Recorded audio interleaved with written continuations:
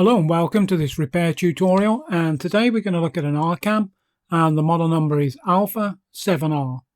In terms of general specifications, power output is 45 watts into 8 ohm speakers, but this will increase to 80 watts per channel if you have 4 ohm speakers. Frequency response is 20 Hz to 20 kHz. Total harmonic distortion is 0.01%. Input sensitivity for your moving magnet, where you can connect a turntable directly, is 2.7 millivolts, and then for all of your other line inputs it's 250 millivolts.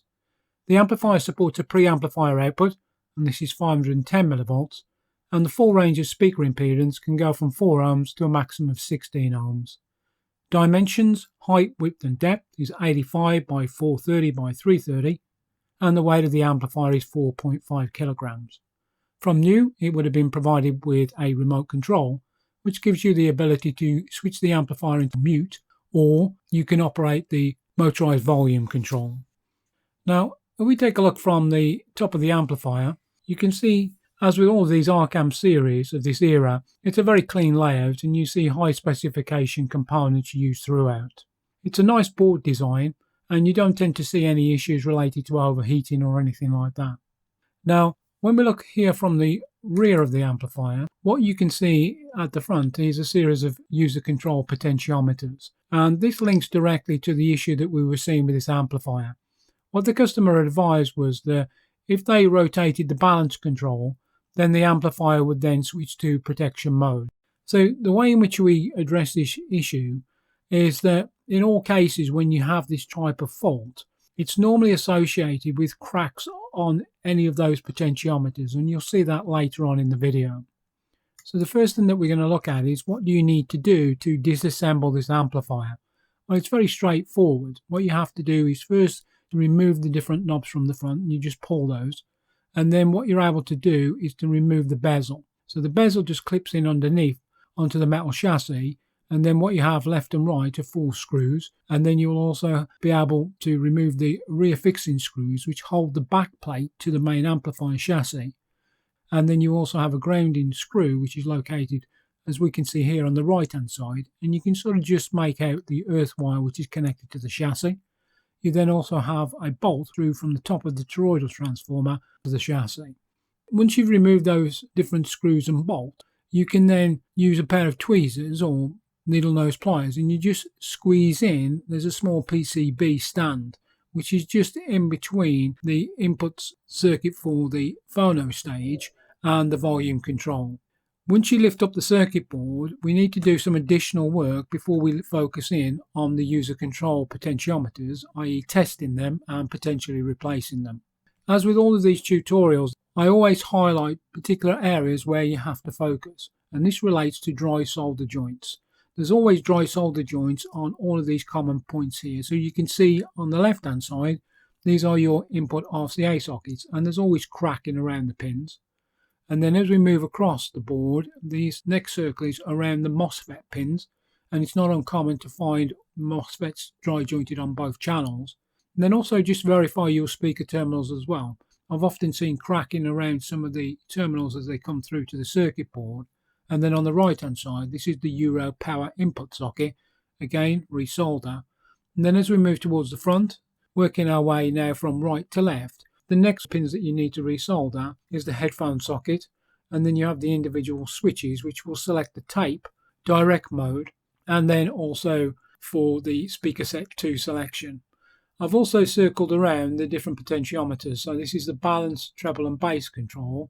And then you also have, just towards the left hand side, moving closer to the back, there's 2 smaller circles. This is associated with the plus and minus 15 volt regulators, which again get dry jointed. And then the last one towards the front, this is the input selection switch, and we'll talk about that next. What you'll find is that there is quite extensive oxidization on the different contacts, and you need to take a fiberglass pencil and then remove all of that oxidization, and then you can spray, for example, De-Oxit D5 into there just to provide some longevity. If this is the first time that you've ever done this work, it's always wise to take some photographs just to make sure that you get the correct orientation then of the contacts. And then here, if we focus towards these user potentiometers, what I noted was that 2 of them were cracked, and you found that when you remove them and you put them onto the multimeter, they were both open circuit. Now, these potentiometers are what we call center dent. So what that means is that the resistance of these potentiometers is 10 k ohms, and they are linear type. So that means that it is B, i.e. 10B, indicating linear 10 k ohms. And then if you put your multimeter on the two outer pins, then nominally you'll be reading 10k. But between any of the outer pins and the center pin, you nominally read approximately 5 k ohms. So it's very easy just to check them and to verify if they're open circuit or not. So here we had to replace them, and you'll see later on in the tutorial, again, I'll show you those variable resistors or user controls have been replaced. Another area that you need to look at as well is the speaker protection relay, and I've highlighted it here with the yellow circles. So this is an Omron relay, and it's a double pole changeover, and I've put the part number in the description for the video. The reason why we change this is over time the switching contacts become oxidized, and that can result in intermittent loss of sound. And as you can see here, there's a resistor. I've just drawn a red circle around it, and this indicating that this resistor has got hot at some point and slightly discoloured. This is not uncommon, maybe that the customer has connected the amplifier in by-wire mode, and for whatever reason some excess current has been drawn. So here, just as a matter of course, we replace that resistor, and I also replace the other resistor just so that they are matching. And then after replacing the speaker protection relay, as I said, and then also the resistor, what we're focusing on here is the volume control potentiometer. So you just need to remove the locking nut from the front, and then when you turn it over, you'll see that there will be dry solder joints on the pins. You also need to take some De-Oxit D5 and squirt directly into the individual switches. And then here, when we look from the rear, what I've done is I've just drawn a circle around the new user controls that have been fitted. So these are brand new potentiometers. And then the final stage, once we've done all of that work, is to just do the alignment on the amplifier. So here we show you an extract from the service manual, and you can see here that this is the circuit diagram for the right channel. And what I have to do is I have to put my multimeter across, in this case R101, and I need to set the bias. And so first thing to do is to put your multimeter, as I said, across the resistors, and you can see here that we've made no adjustment whatsoever, and it's within range. So it's 3.11 millivolts, and this is the left channel.